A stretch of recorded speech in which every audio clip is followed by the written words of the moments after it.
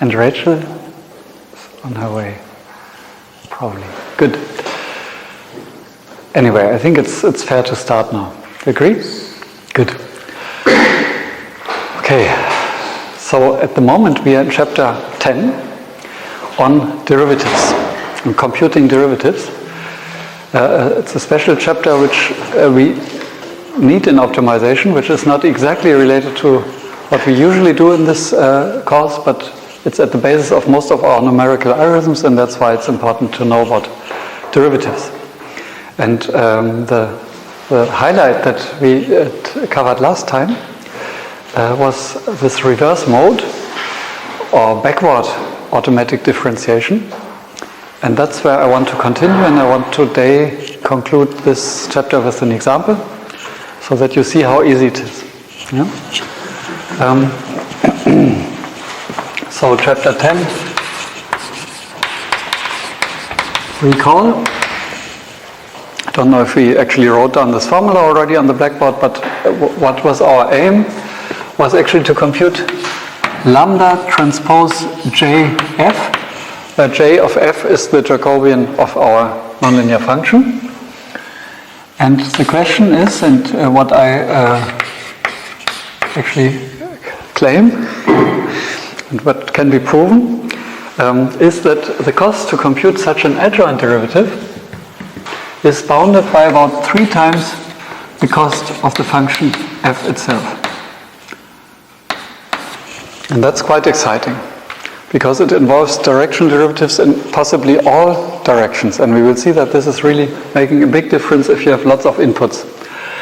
I should recall a few numbers here. So what we looked at were functions f that would go from Rn, from our usual space, into Rnf, into a space with nf outputs.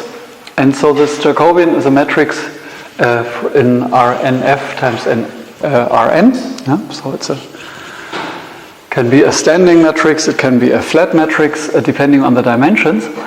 But this is a general result if you want to compute one directional derivative, one reverse directional derivative, then your cost is bounded by a small multiple of the cost of evaluating a function itself.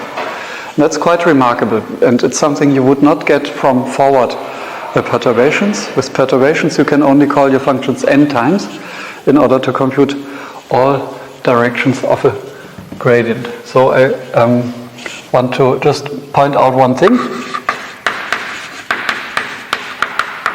If you have your function f of x being actually a small f, which in this case usually is something that maps from Rn to R, yeah? Then this Jacobian Jf would just nothing else be than the transposed gradient. Yeah? Gradient is the collection of all partial derivatives, and the Jacobian is the same.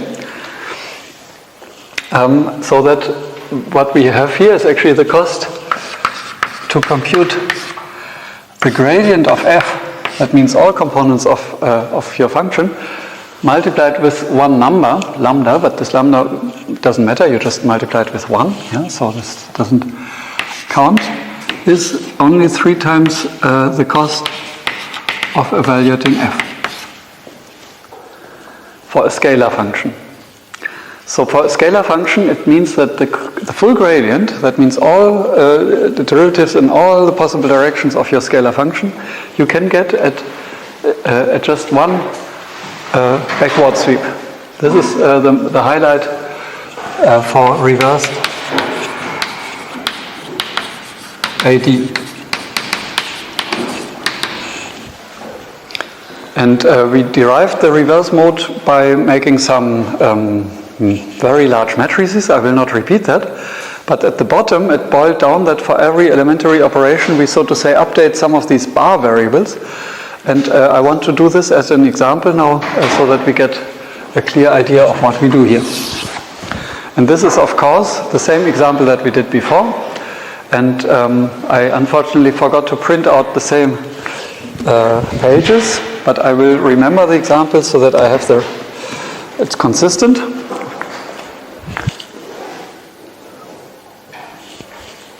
exactly. And so the example was that we had a function which was evaluating first some product and now I want to be, actually you can dictate me if you wrote it last time or something. So it was the function, I just want to have the same function, x1 times x2, and then x5 was, I think, was it the sine of x4, right? And then x6 was x4 times x3, okay, and x7 was then some exponential, right? It was exponential of x6, I think, and then we had x8 was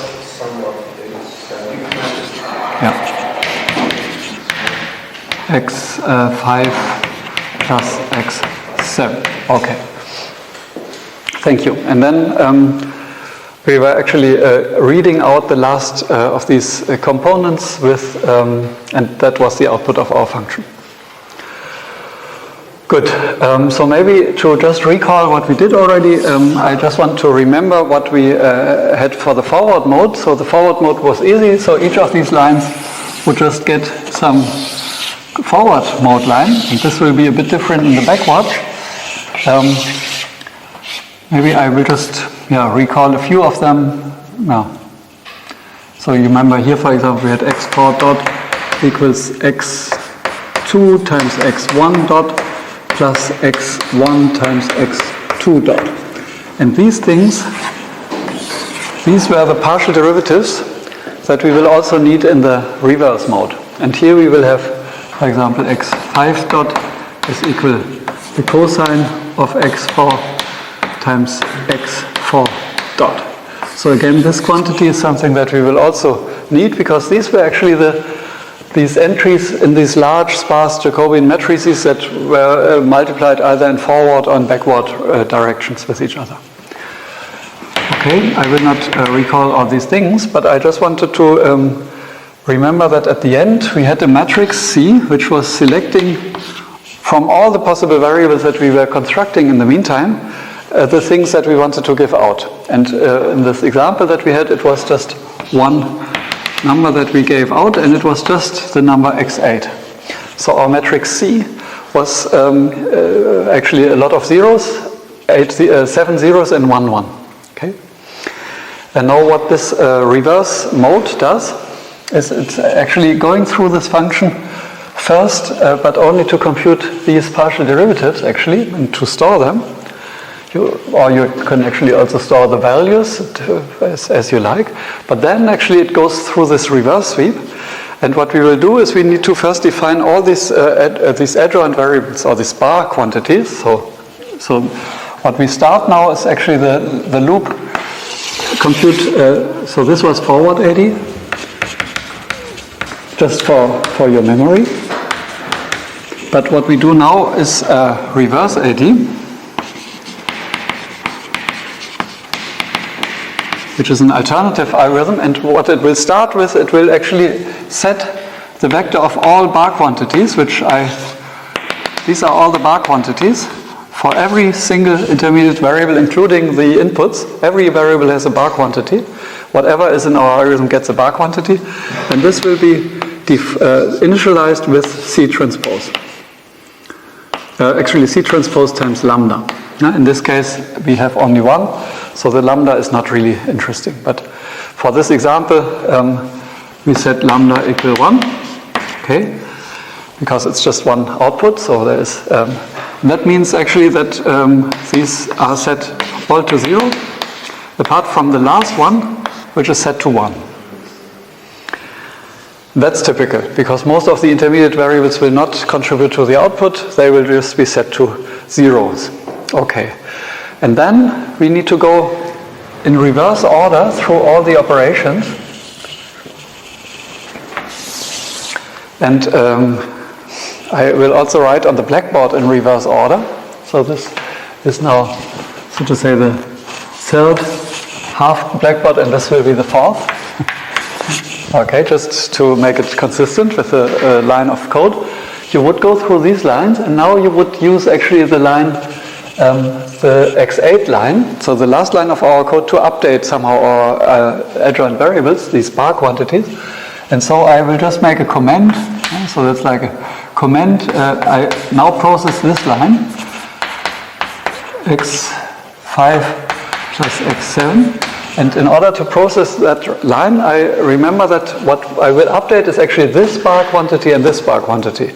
So the contrary, in the forward mode, I would actually update this thing, but now I will have, so this is just a command, right? So it's not program code, but what will be program code is that the x5 bar will get some value and that the x7 bar will get some value, and this value will depend on x8 bar.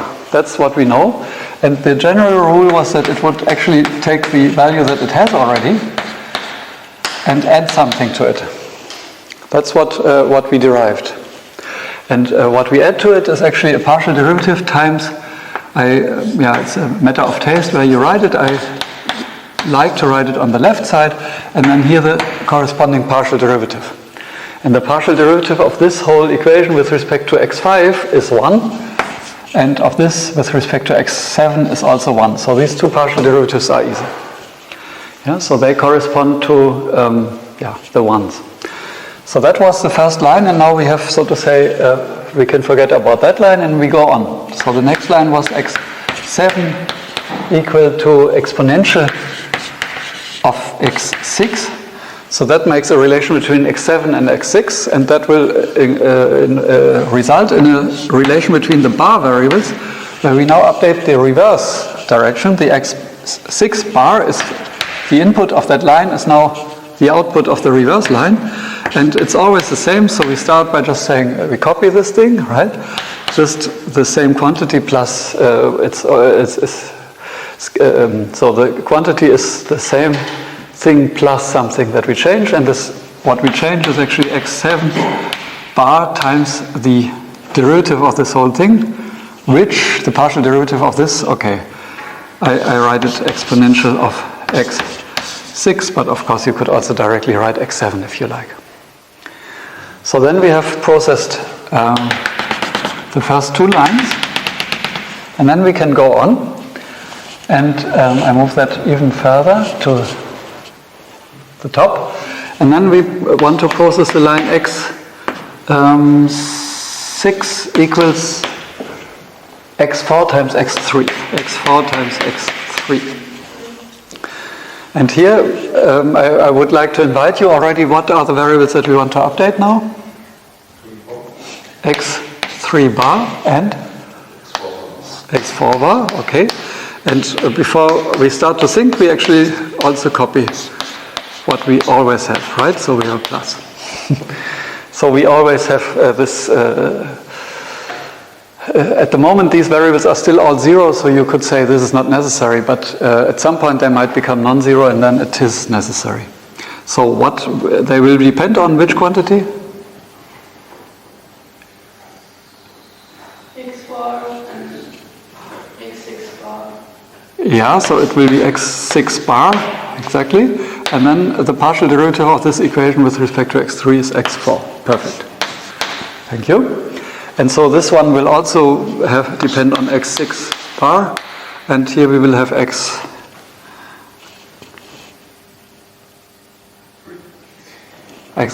Thank you. Don't be so afraid to say two trivial things. It is trivial, but only... the rule is trivial to apply, and that's why actually this is done by automatic differentiation tools and not by humans usually. But still, the outcome is extraordinary. Let me just continue with this thing. We will now have x6. Now we need to go to the line x5. So this is also just a comment. x5 was sine of x4, right? And so now this will update x4 bar. And it will give actually x4 bar plus, and now the partial derivative of this thing. So can you help me? Cosine. Yeah, so there will be the cosine of x4 and what? x5 what? Yeah, exactly. I think it's quite logical if you do it.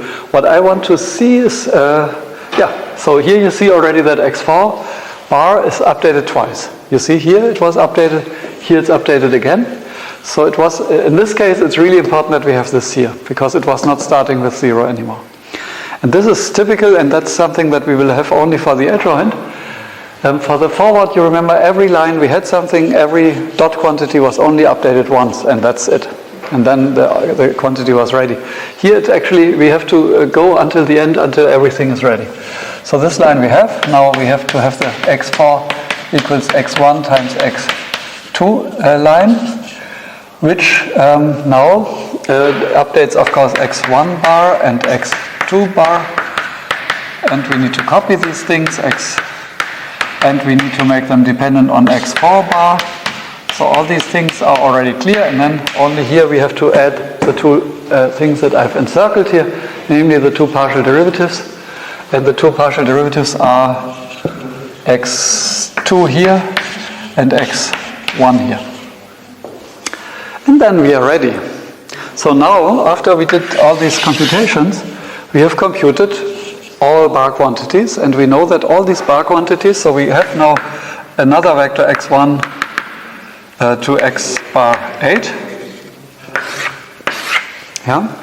And the meaning of all these quantities was, and this is important to recall, x bar I was actually what lambda transpose f of x, if you differentiate that whole thing with respect to dxi.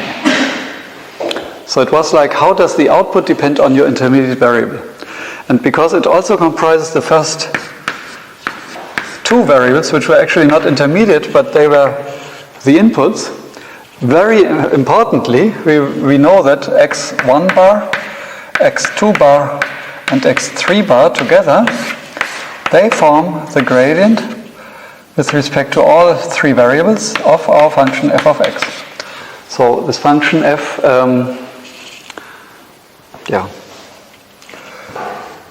is a scalar function. That's why I write it small. You could also write it big. So we computed the whole gradient with one backward sweep. Of course, for three variables, it doesn't make a big difference. We had an original function which was consisting out of 8 lines of code. We, after having the adjoint computations, we had something which consisted of 1, 2, 3, 4, 5, 6, 7, 8. Also, it was not 8 lines of code, it was 5 lines of code, sorry. Originally was 5 lines of code, now we have 8 lines of code, and each of these lines might be slightly more expensive than the original code. There's some products more here, and there's always this additional addition, and that's where this factor 3 comes from.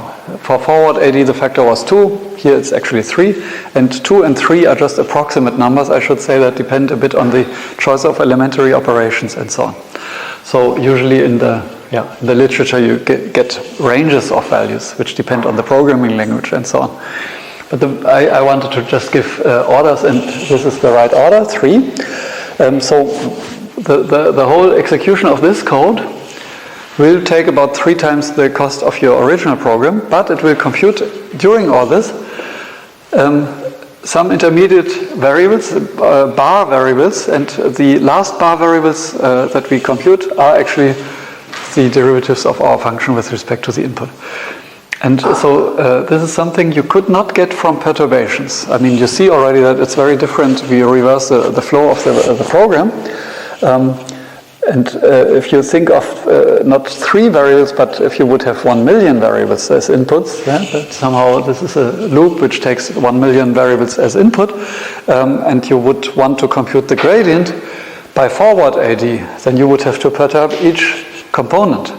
That would cost about 1 million times the function evaluations, while with adjoint AD, it will just do one reverse sweep, and on the way that it does this reverse sweep, it will spit out all these 1 million variables, x bar variables, that you need in order to know the whole gradient.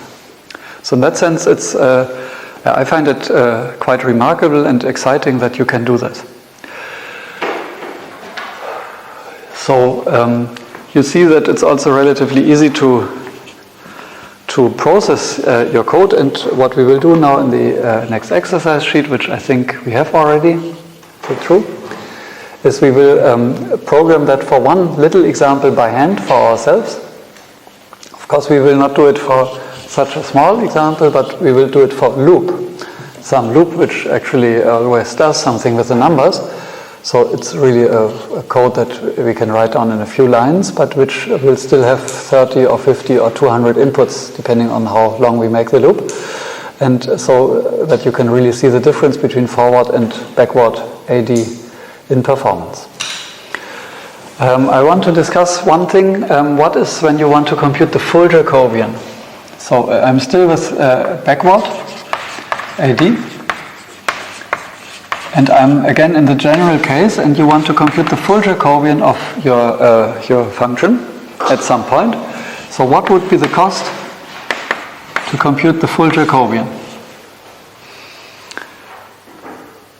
So how many directions do we need in order to do the full Jacobian? And they're the same trick as before. You could, if you have a function with several outputs, then this Jacobian has several rows. And for each row, you will actually need one multiplier. So you would get actually lambda goes from a unit vector like this, and then your next lambda has a unit vector like this. And then you can, each time with each of these lambdas, you will get one row of your Jacobian. And so in order to compute the whole Jacobian, all rows together, you will need to have nf times the cost that we had before, and that cost was 3 times the cost of evaluating your function f yourself. So this is independent, as I said already many times, of n.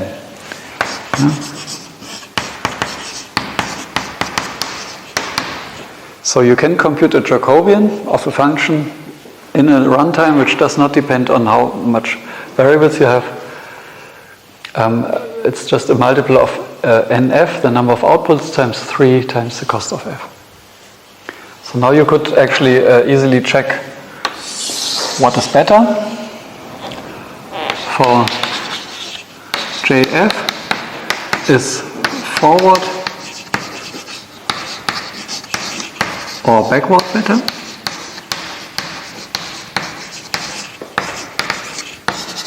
So that's a question to you. What will be the answer? As usual in life, it depends, right? But it depends on what? So you remember that was backward. Maybe I recall, what was it for forward, AD?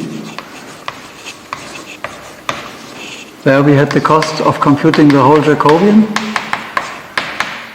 Was bounded by n times 2 times the cost of evaluating f.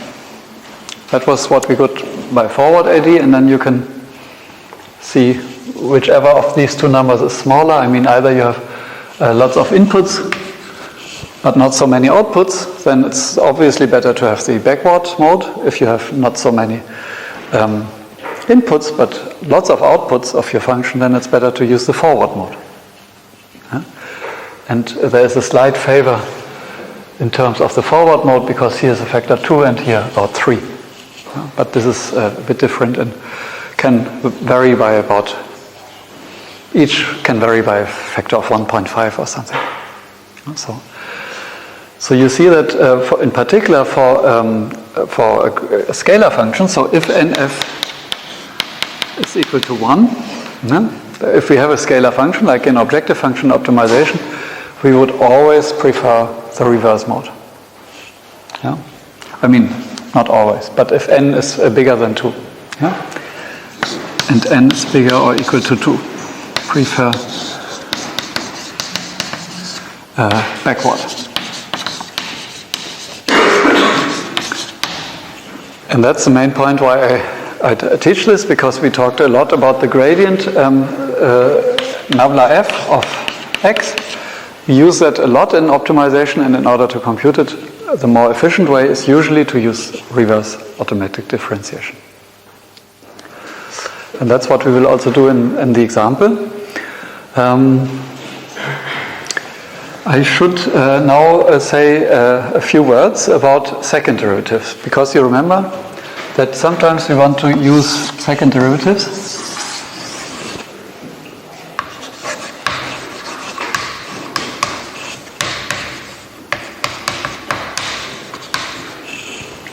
And so what we looked at a lot was the hashing matrix, and some algorithms like the exact Newton method needs the second derivative. So what would you do in order to compute a second derivative with automatic differentiation? The obvious idea is you look at, for example, you have this function, right? Now you want to compute the second derivative. You know the rules, how to differentiate something, so I could just take this function that is already the first derivative and differentiate it again.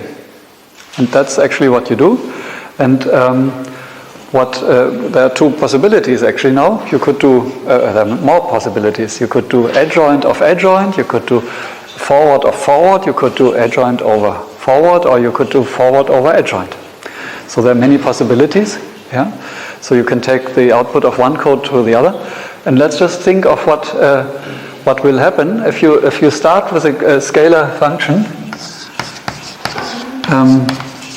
So you have f from Rn to R, yeah? Then of course the first thing is if you want to compute the gradient of that function, you would probably, I mean, it's as I just said, you would use, you would first get the nabla f by reverse, by backward AD, because then you are sure that you don't waste time. But what do you have then? Then you have a function from Rn to Rn. That's what the gradient is. It has some symmetry properties, but let's disregard that for a moment. So now we have the same inputs and the same outputs, and then the obvious rule to apply is, okay, this is slightly cheaper if the two ends are the same, right? So then we do from here to, we do forward. And so in order to compute this thing, this is now something which evaluates from Rn into the space of Rn cross Rn matrices. So it's afterwards, yeah, it has many more outputs than it has inputs. So from here on, it will be usually better to do forward mode if you have higher derivatives. I don't want to write that down because it gets tensors if you differentiate more. But the point is, what we do here is some procedure that's most often followed, and it's called forward over adjoint.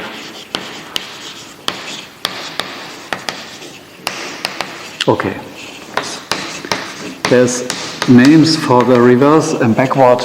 When I say reverse, backward, or adjoint, I mean exactly the same thing in this context.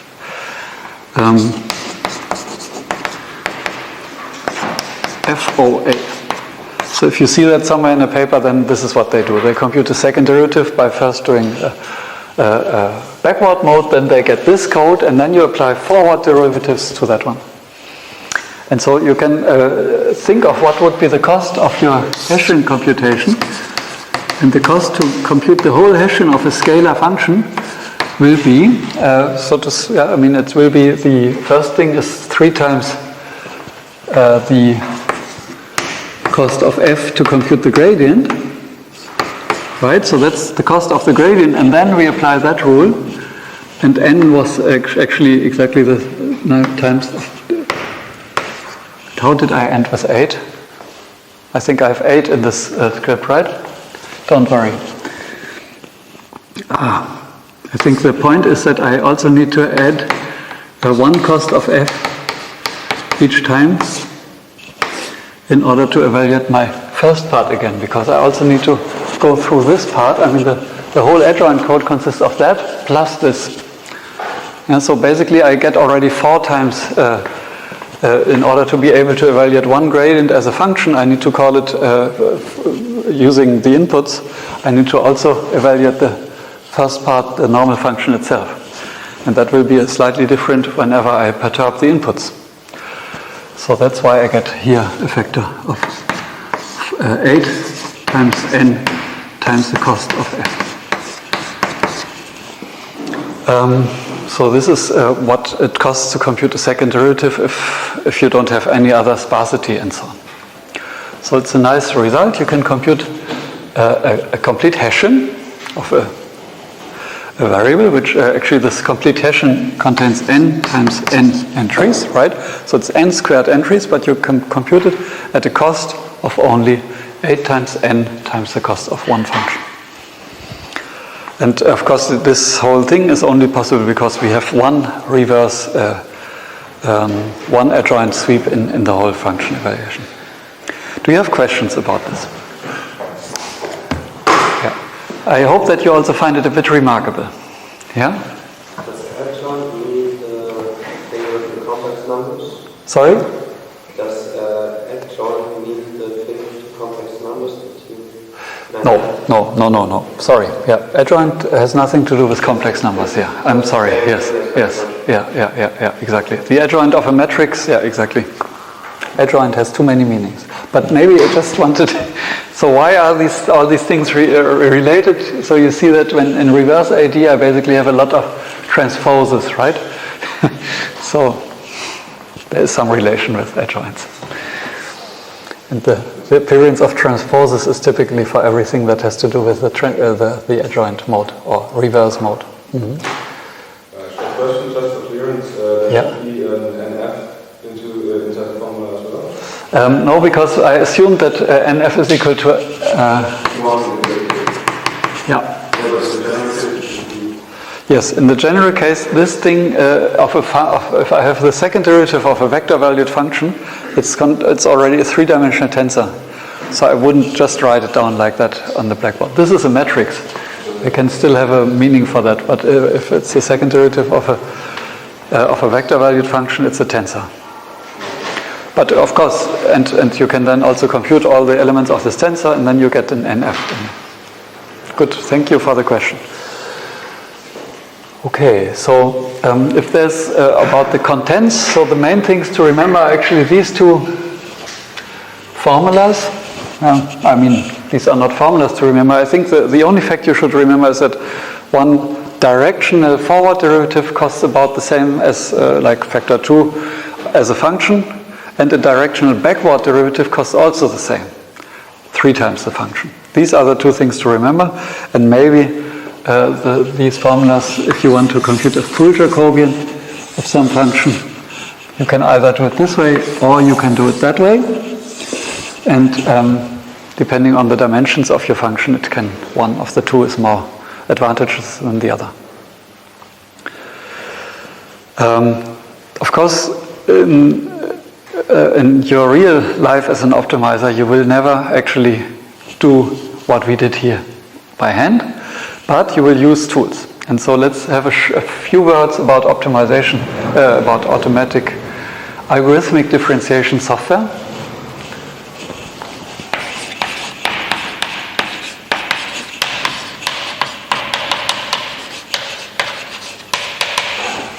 And when you talk about algorithmic differentiation software, then this is more or less like a compiler for some programming language. And as you can imagine, depending on which language you work on, there will be different compilers. And so it all depends on which language you have your original code in. And so if you start with a Fortran code, I start with that because AD was very popular already when people used Fortran. Yeah? So then there are tools that take a Fortran code, and they take this Fortran code and they spit out another Fortran code that is in the spirit, introducing a lot of these other bar quantities. And usually tools do either forward or backward, and you can just give a switch. So that's not the big difference. The big difference is which language do they process. And there was one tool called ADI4, for example. And there are others. Actually, I think Tapenard, TAF.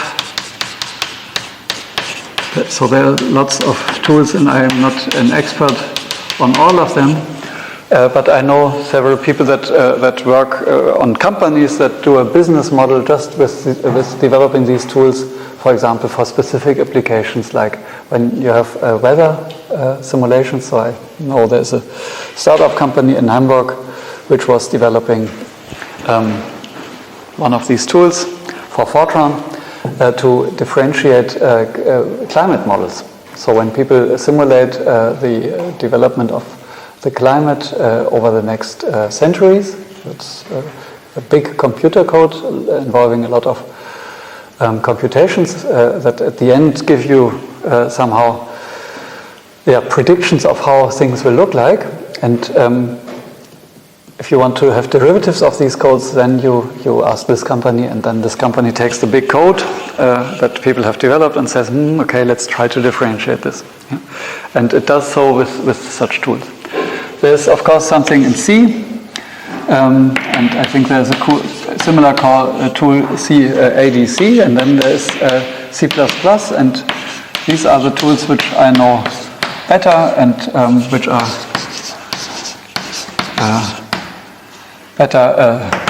which I'm sure that they are still supported. ADOLC is in particular a very robust tool which works quite nicely and is relatively easy to use. And there are also some MATLAB actually tools, which I should say they are AD tools on MATLAB. And I think there is one that's called ADMAT. And I forgot, there might be even others. What you see is that many of these things have AD in the name, right? So spot it.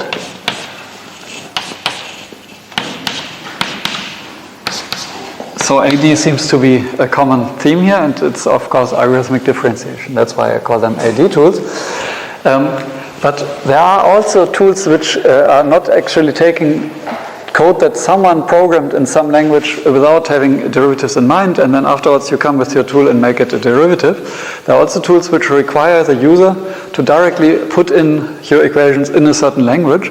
Like in Mathematica, for example, you put in your equations already in the Mathematica format or in Maple, and the same, that's typical for our computer algebra systems, but there are some computer algebra systems which internally compute their derivatives with algorithmic differentiation. And one of these tools is, so it's a language in its own, yeah? So there are all these computer algebra systems, which are basically their own languages, so they are not programming languages in that sense, but they require the user to already formulate things in their language. And one of these tools is called Casadi. So you can actually see in the name the Cas and the AD. So it's a combination of these two ideas. And that tool is a language of its own, which allows people to formulate functions, but it has interfaces, so it can be used as if it was using MATLAB. So you can actually input MATLAB functions, or you can also do it from Python.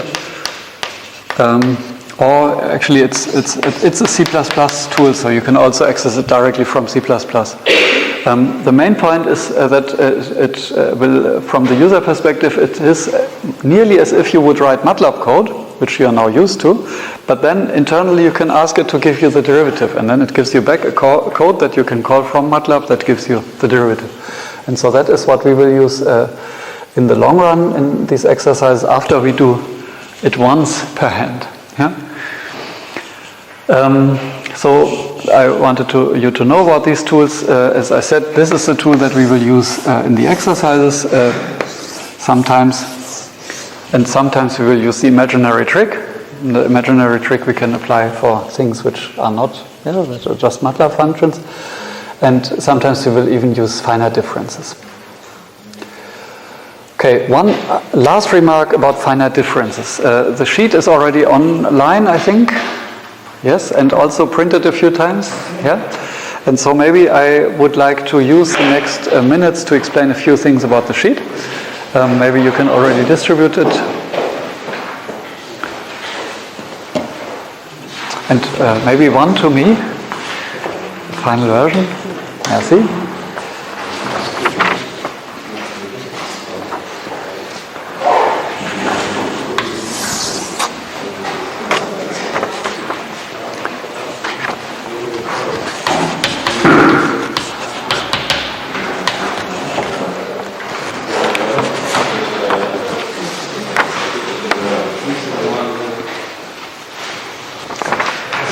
So, this sheet contains basically two questions. The first one is a long MATLAB question where you learn all aspects of algorithmic differentiation. And what it contains is, as I said, one long computer function, which you can actually imagine to be the simulation result of a dynamic system. So you basically think of something that you can control. In this case, it's a very simple setup, but more generally, you could think of a car that you drive, and every second you can choose if you go left or right, and how much do you go left and right. And at the end, you are somehow close to a target or not. And if you are very close, then you have a very low objective value, and if you are very far, then you have a very bad. And so because you have so many decisions that you make, I mean, let's say 100 seconds you can drive, yeah? Every second you have a different command, so you have 100 numbers, and your objective is just the number, namely the distance at the end to the target. And so you have actually one objective function, a scalar, at 100 inputs. And so this is a typical case where we would probably use the reverse AD, and that's also what we will do. You will see that it will be faster. And then there are some little details of this function, because it consists of a simple objective, namely u squared, so our control effort squared. This derivative we can compute by looking at it, so to say, and we don't need to go through a long computer code. But the second derivative, namely the distance to the position at the end, is what we want to minimize. Because you need some time to read that question in order to really follow what we do. But roughly speaking, so the task 1 is you have, so to say, a dynamic system. You have time steps, and you start somewhere, and then you have controls that influence your system, and it goes somewhere, and at the end you evaluate the distance to some desired point where you would like to be, and you square that distance. Yeah? And this distance, so these would be u0, u1, and so on. And this distance squared is actually what we call phi of u. And all these things together are big U. So all the vector of all inputs together is a vector of big U. And the distance squared is this thing.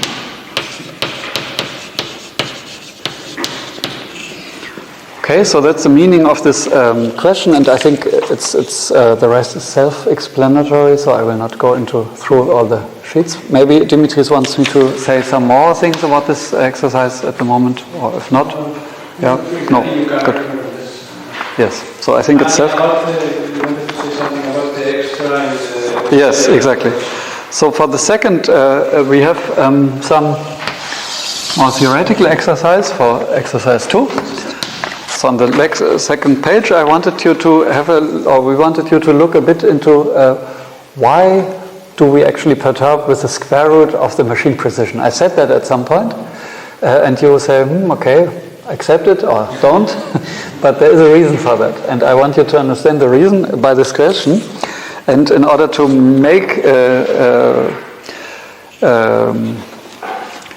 to prove something, we need to make assumptions on our function and on our machine precision and so on. And the main point is that we have two effects that play against each other.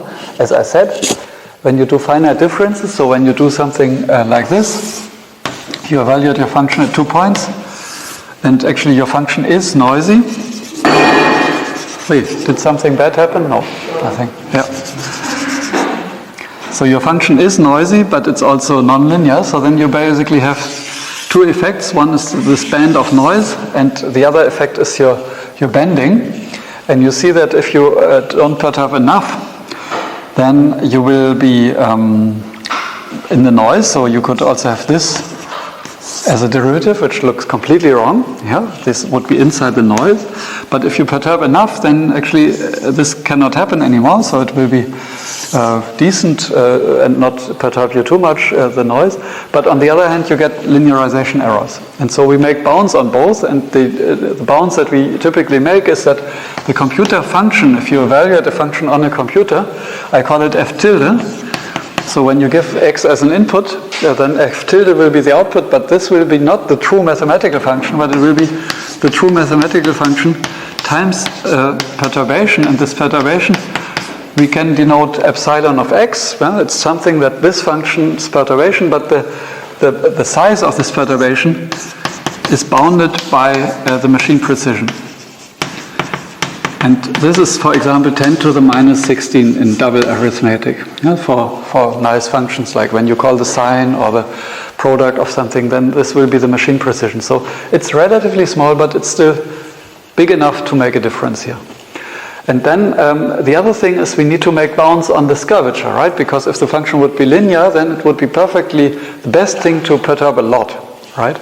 Because then this noise here gets less important, and so we need to make some assumptions on the boundary. And what we will make here as an assumption is that the f itself is bounded by something that we call f prime max. But actually, I should say, because this is a relative error, we also need to make an assumption on the f itself, and we would also make the other assumption that f at x is bounded by some maximum. And when we make these two assumptions, then we can prove something about the bound on the error for the finite differences. So what we want is that the f of x0 plus t minus f of x0 divided by t, that this thing is similar to the true derivative, right? So that's what we would like to be similar.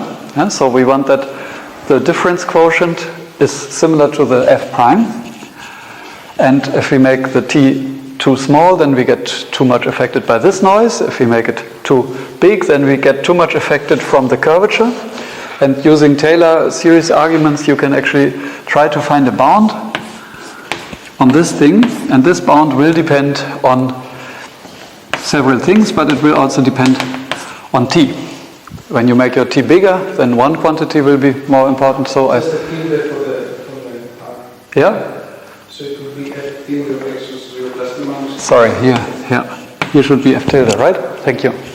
Yeah, because it's a computer function that we use. It's not the real function. We never have the mathematical function on a computer. Okay, and so this is a bound we can compute, which depends on t and makes these two assumptions. And when we minimize this bound, then we can actually get the optimal step size, and it's approximately square root of the machine precision, but not exactly. And then the next question is also, what precision do you have at the end? So, good.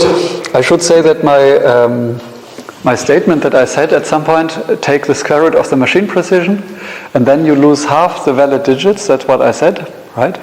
So only you get 10 to the minus 8 as relative error.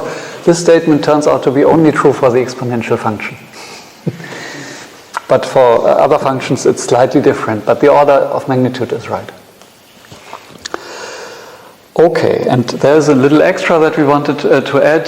So one can actually improve the accuracy of finite differences by doing two-sided finite differences. So if you want to get the derivative at this point, you could actually evaluate your function here and there. And then you approximate it by actually f of x0 plus t minus f of x0 minus t, and then you divide by 2t. Obviously, this is a good idea. It seems that you get rid of the second derivative, and it is so, but it turns out that now your third derivative will dominate your error, so you have to make a bound on the third derivative, and you can do this is an extra question. You can do the same analysis for the central differences, they are called, and these central differences will give you actually a lower error, because you can perturb much bigger. Okay, I think this is everything I wanted to say about derivatives. So this sheet will, afterwards you will know a lot of things about derivatives. We realized that we oscillate a bit in the level of difficulty of the sheets, so this might be a slightly heavier sheet, but let's wait for feedback at the end. Yeah, so the computations of all the questions have been done before, and so there are tips, and I think it's all doable also on the MATLAB side. In particular, you get already the function to evaluate your distance. I mean, the objective function is already programmed for you, and it's downloadable from the web, and the only task is to modify your code so that it implements forward and reverse AD, and really program that as a MATLAB code. So at the end, you do the tool, the work that usually these tools do for you, but you do it once so that you know about it. Okay. I suggest we have our short break, and we start 5 minutes past 3 to continue.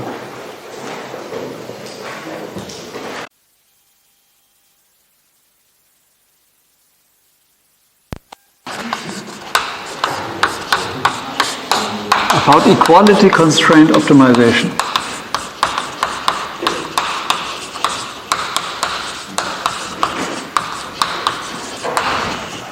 And we directly jump into chapter 11, which is nearly ready, but not yet online.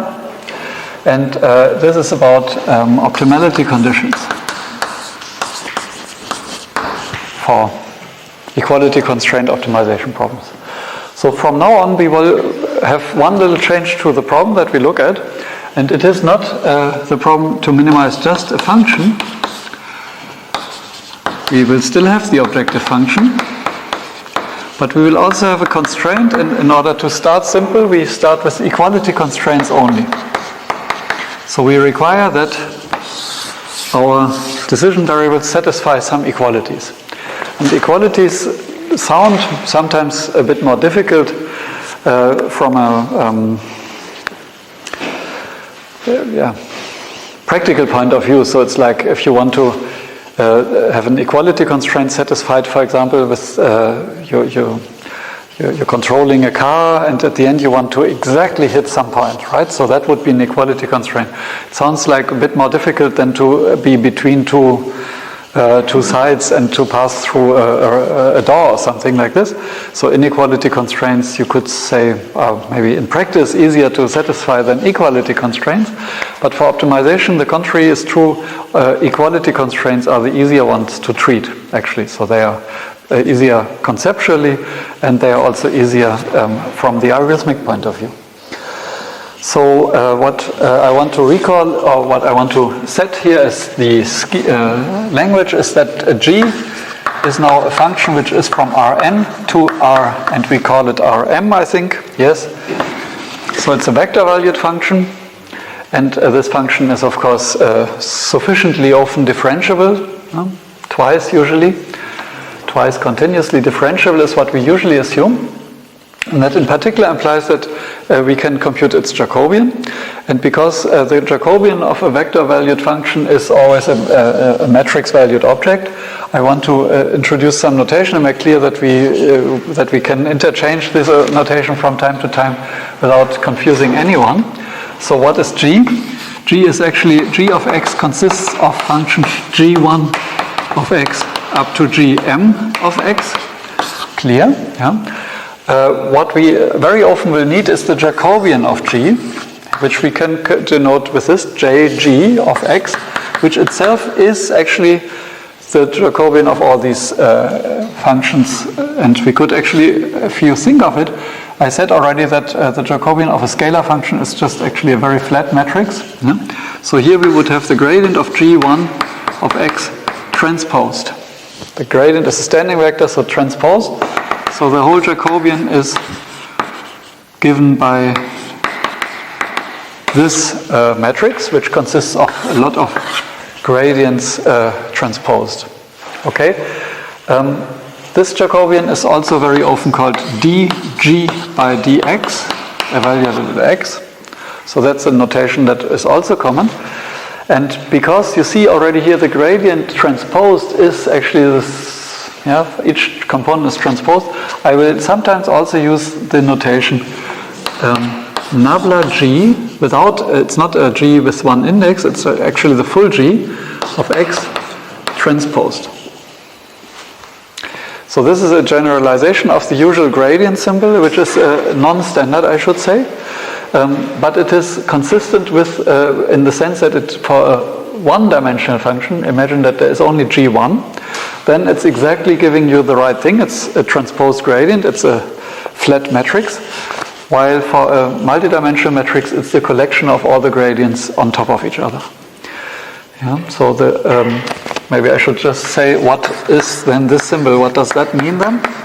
When I just write nabla G, it means, of course, nabla G1, one vector, until the last vector, nabla G m x. So the transpose of this matrix. Yeah, so this is only about notation, but just to be sure that you don't get confused, I think this is a standard notation that everyone in the world would agree that this is a matrix which is, all these matrices are in the space which goes from M cross N, yeah? So like a matrix that maps from the input space to the output space. But this is not standard notation, but sometimes very useful to use. You can save a lot of transposes with that. So that's why in the field of optimization, some groups have adopted this, and I belong to that class of people. Okay? Good. From time to time I will also use J, because a Jacobian is such a more logical object actually than a gradient, where you always think about the transpose, right? So for non-scalar functions a gradient is not so intuitive. It's just a transposed Jacobian for me.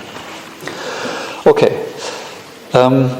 What we want to do is we want to find optimality conditions, and in order to find optimality conditions we need to find some local characterization of the feasible set. So I want to give you an example first, and then afterwards discuss at this example some definitions that we will need. I will just have m equal 1, so only one constraint, and I have a g of x. I want n equals 2, so 2 dimensions, and g of x is actually x1 square plus x2 square minus 1. A very simple equality constraint. And now we define, this is an example that you could think of. It's a sufficiently often differentiable function, and if you think of where are the values in the plane that make this function 0, then it is exactly the values which are on the circle. Do you agree? If whenever I have an x1 plus x2 that sum up to 1, then this function will be 0. So this is actually the set where g of x is 0. And this set is actually the feasible set of this optimization problem. So I just recall, this is not in the example, it's generally true, recall that omega, the feasible set, is the set of all x which are in Rn, so that g of x is equal to 0. That is our feasible set. And what we now like to characterize is how we can define even local optimality. And you remember local optimality for an unconstrained problem, we could actually very quickly prove that the gradient must be 0 when something is locally optimal. And something similar will also hold here. But of course it cannot be the gradient alone that is 0, but it will be somehow we can only look into the directions into which we actually can move. And these directions into which we can actually move, they are called tangent directions. So if you're at some point, let's say here, then you can move in this direction, but then you will get infeasible. So you will say we cannot move. If you just want to stay in the feasible set, then you can move along this line. And if you would just think of the limit or of the direction in which you move, then it could be this direction. And that's a tangential direction. It's logical that we call this a tangent, but let us define what is really a tangent vector or a tangent vector. P of omega at x star. Let's just call this point x star. It could be the optimizer or some other point just to make it different from the other x's. So a tangent vector P of omega at x star.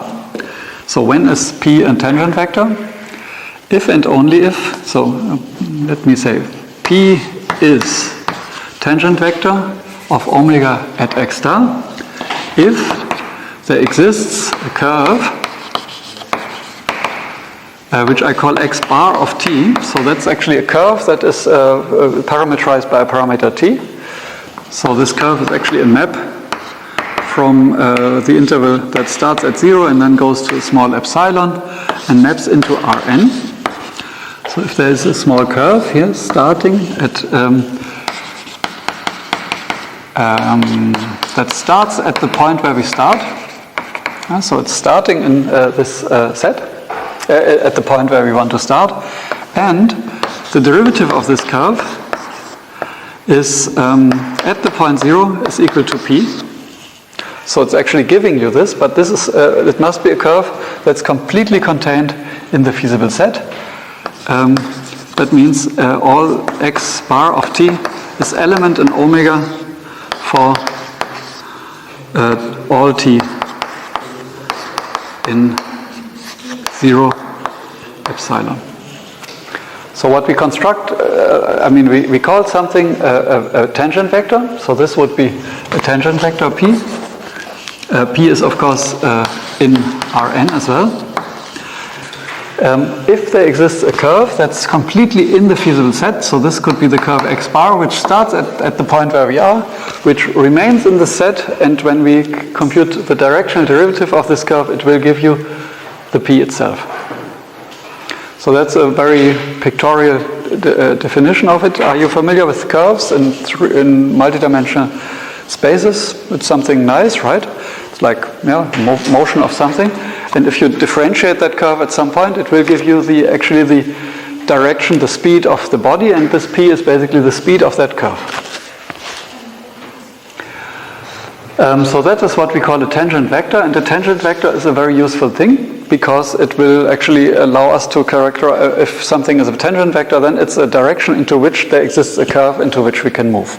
Right? So without leaving the feasible set. So it's one of the directions with which we have to compare our point if we want to compare objective values. But it's not the tangent vectors themselves which matter. Actually, there is one thing I could directly say. If such a curve exists, that is in the feasible set, then you could always make a time transformation and make the time smaller or faster. I mean, this t is not time really, but I call it a time transformation. So you could go faster or smaller or slower through this curve. So what you immediately see is that if p is a tangent vector, then also 2p is a tangent vector, or 3p, or a half p. So any p. P can be scaled. So if one vector is part of this, is a tangent vector, then also any multiple of it is also a tangent vector. Any positive multiple. And so what we define is actually a bigger set, namely the set of all tangent vectors together, and that's what we call the tangent cone. It's another definition. Tangent cone. And very often this is a space, so we can sometimes call it tangent space, but for later use we will call it already tangent cone, because for inequality it will become more a cone than a space. A space is, every space is also a cone, so this will be okay. A tangent cone and of omega at x star. And we denote it by t omega at x star, so that's the symbol that we give to it, and is the set of all tangent vectors.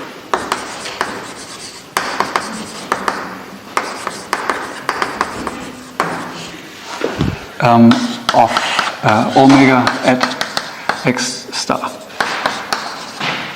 So that's just a definition. It's this collection of all these possible tangent vectors is the tangent cone. And let's just go back to the example that we had. It sounds like a big overkill, but we will see that it's useful. So of course there is also a curve in the other direction. So we could also go in this direction. And if you differentiate that curve at the origin, then you get this vector, right? And then you scale this vector with any scalar, and you will still be a tangent vector. So you see that all these things together form one, in this case even a space, namely everything that's here on this line is a tangent vector. So the example for this thing is relatively easy to construct. Let's go to the example here. But I will do it just by optical inspection for the moment, right? So we have a point, let's say here. This point is consisting of an x1 and an x2 component. Their squares add up to 1 for this example. So it's still the same example as before. And now I want to somehow characterize this direction. And okay, I know this is x1, this is x2. And then I see that somehow this direction I just need to turn by 90 degrees, and then I get the directions of the tangent cone.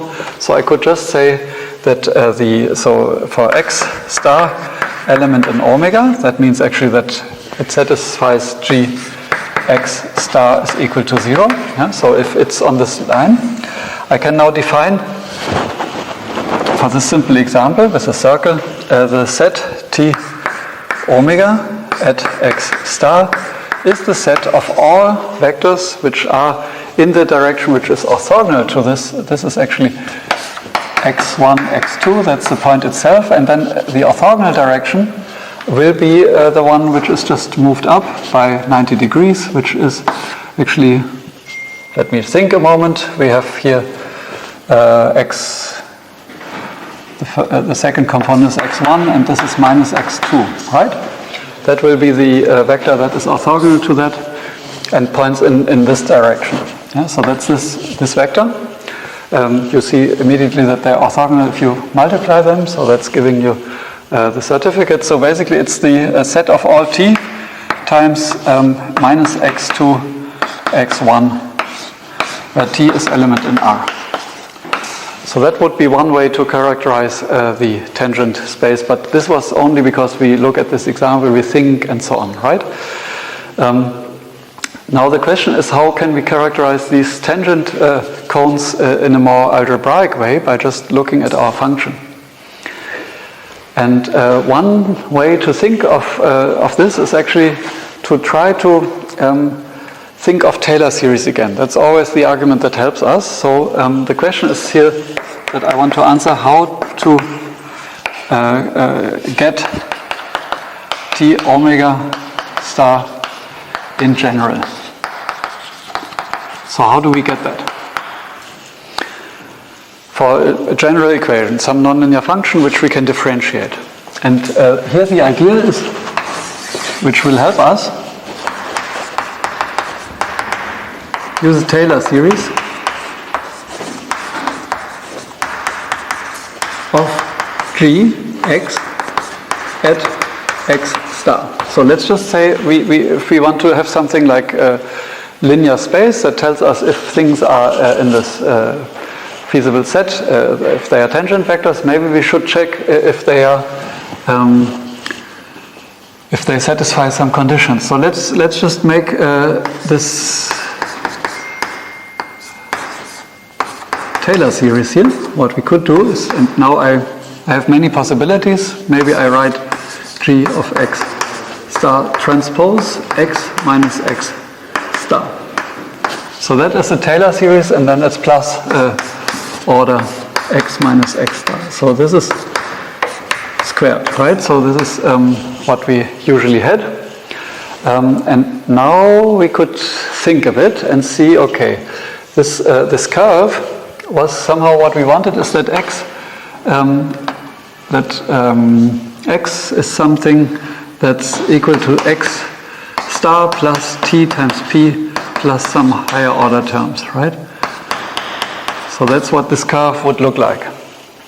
It would go into the direction, it starts at x star, then it goes into the direction p, and then it goes, this is what we look at. So this would be the curve x bar.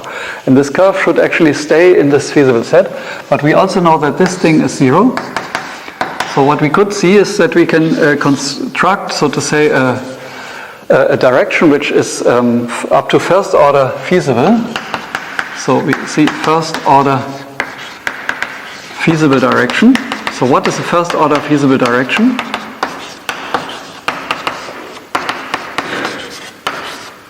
It is a direction which makes this Taylor series gx, the nabla g transpose times p should be equal to 0. So we say nabla g at x star transpose p equal to 0. If that is 0, because this is also 0, then up to second order, our constraint will also remain 0 in this direction. So that could be a good guess. So we have a guess or an approximation for T omega x star, namely that we just say it could be the set of all p, all directions p, that satisfy nabla g of x star transpose p equal 0. That is a possibility. And this set has actually some similarity, and we will call it f of x, and we call it the linearized feasible cone.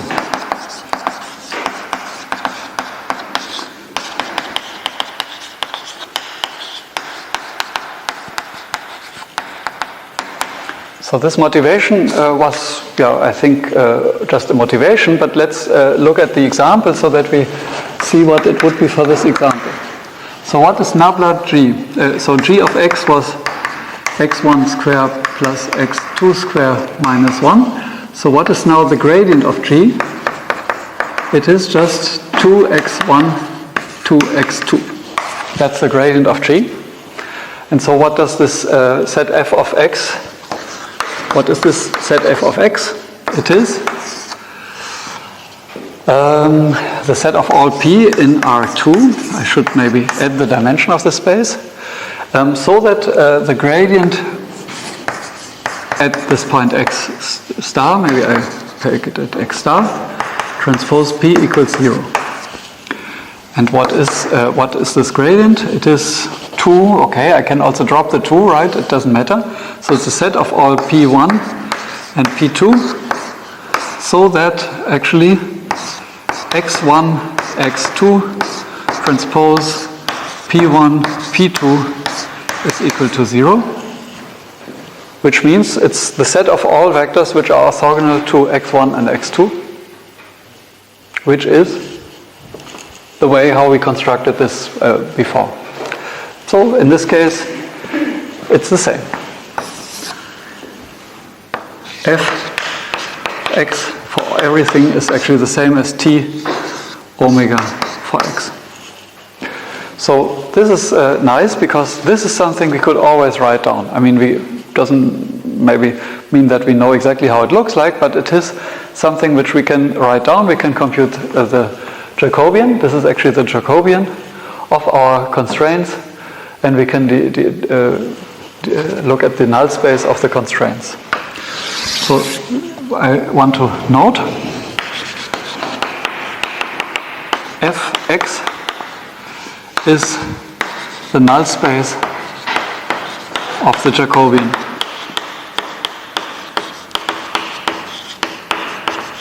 And the Jacobian is, of course, dg by dx.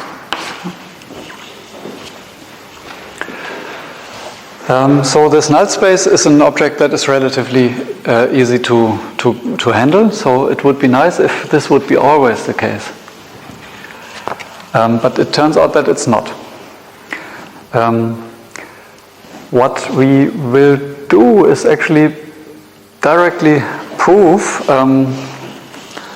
some little theorem on the relation between this f and the t, the linearized feasible cone and the tangent cone. But before I do it, I want to invite you to questions and to make sure that we get everyone on board again. So we directly jumped very deep into some geometrical questions, namely how to characterize the tangent space or the tangent cone of the feasible set. And I just told you that we will need that for characterizing optimality. And maybe before I continue to prove that these things are sometimes the same or not, I should say why it would be useful for optimality conditions. Do you agree? Should we do that first? Motivating why we need it? Yeah? First a question maybe. Wouldn't it be better to have a curve on an open interval, like minus epsilon to epsilon, so that we have to... On both sides? Vector Yeah, it might sometimes not be possible. So this is the more general definition. So it's unfortunately not possible. I mean, for this set it is, but if you have inequalities, this definition will still be valid. But actually, if you have a feasible set, which, for example, has a corner, so everything here is forbidden, yeah, and you're at this point, this would be a nice smooth curve, but it does not. It doesn't extend here. Actually, what I could do is I could just define the curve on both sides, minus epsilon to plus epsilon, and then to restrict this condition that x bar is in omega, this is still needs to be only on the positive side. So that's important. Thanks for the suggestion. We could actually easily do it with plus and minus epsilon. I think it will not change the argument here. Maybe discuss it in the break if there's some technical detail that makes one more suitable than the other. Other remarks or questions? No? Then I would like to first motivate why I'm so interested in this tangent cone and why would I like that I can characterize it by this nice characterization. Yeah? So this linearized feasible cone is obviously a nicer object because I can write down what it is, while here I just need to fuzzily define what is a tangent vector is something with curves, and these curves I cannot find, and so on, right? So they are sometimes the same, but sometimes not. Yeah, so are they the same? In this example they were the same, but sometimes they will not be the same. But before we discuss this relation, I would like to give, so to say, already a reason why it would be nice to have a good characterization for the tangent cone. And this is because I want to give a short little theorem which is very easy to prove and which is first order necessary conditions for optimality. So I will not write it, so make it short. And this is what I call variant 0. It's just like the first variant of a series of variants that we will go through. And this first variant is just saying that if x star is a local minimizer of the problem, the NLP, then first x star is element in omega, so it must be a feasible point, that's obvious, right? The second thing is what it also should satisfy, it is that for all p that are elements in the tangent space of the feasible set at x star, so all the directions in which we can move, these directions should be directions where the objective does not improve. Yeah, because if there would, it's already logical by formulating it, but basically the gradient of f of x times p should be positive for all these directions. And the proof is actually is trivial, so to say. If that would not be the case, I mean, the x star is local minima, is a local minimizer. Yeah? If the gradient would have a direction which goes downhill in the tangent space, then there would exist a curve which goes downhill. Yeah? If there would exist a p with a p in this tangent space of x star. Actually, you don't need to write it. I should just say this is something I will upload in 1 day or 2 days. But you can, of course, write it. The similar things can be found also already in chapter, what is called 12, I think, in the current script. But anyway, so if such a direction would exist, which is in the tangent space and which would go downward, so which would have not this property, then there exists a curve x bar in the feasible set, so that the objective function of f of x bar of t, if you differentiate that whole thing with respect to t at t equals 0, it would be smaller than 0, because the derivative of x bar is the p, and this is then the derivative of f. That's just the derivative of f, and that implies that you go down. There exist feasible points. Better feasible points exist.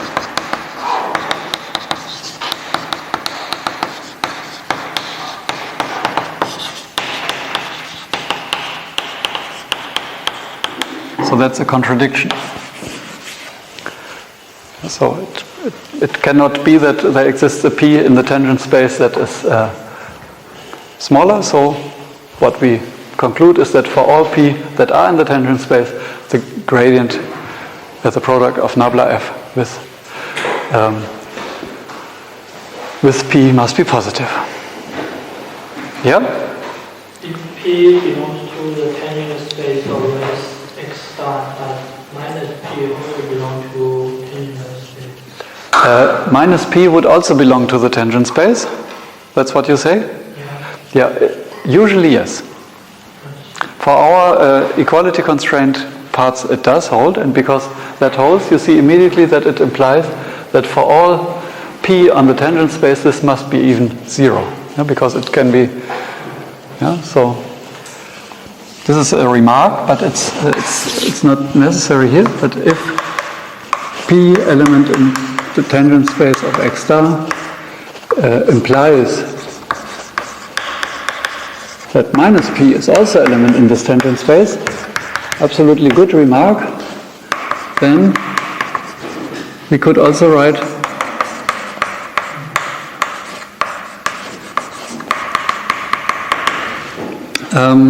for all P element in the tangent space at x star, nabla f of x star transpose P must be equal to 0. That's exactly the good observation. So you see already that the gradient must be somehow orthogonal to the tangent space. That's the case if we have spaces. If we have tangent cones, which we will have later for inequalities, then it will be a bit different. Okay, I think we have the motivation, we have the statement of these two things, and what I might want to introduce already now is a very simple, no, I think we do first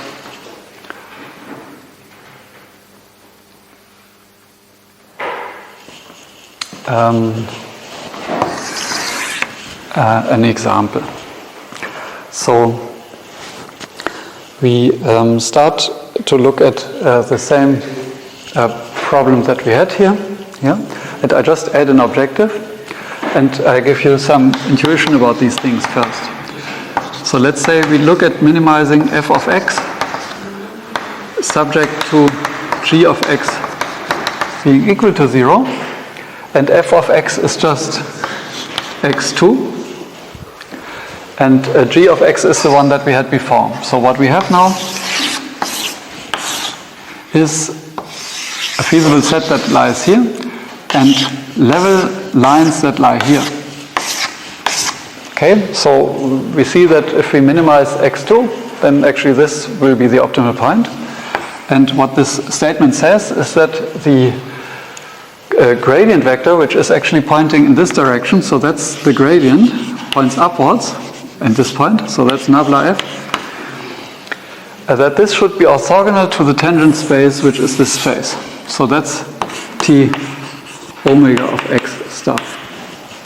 And you see, this is indeed the case, and if it wouldn't be the case, for example, at this point, that the tangent space is here, but the objective would still point in that direction, they are not orthogonal, so they don't satisfy this relation. And so in this case, we will not have, this cannot be an optimal point for that simple reason already. Yeah?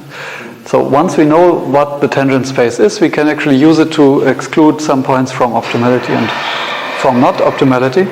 But in order to get a better grip on the tangent space, and in particular to show that sometimes the linearized feasible cone is actually the tangent space, we need to have one extra condition, which we will introduce next time. Okay, I think this is the time where I should stop, and we do that next time, and I thank you for your attention.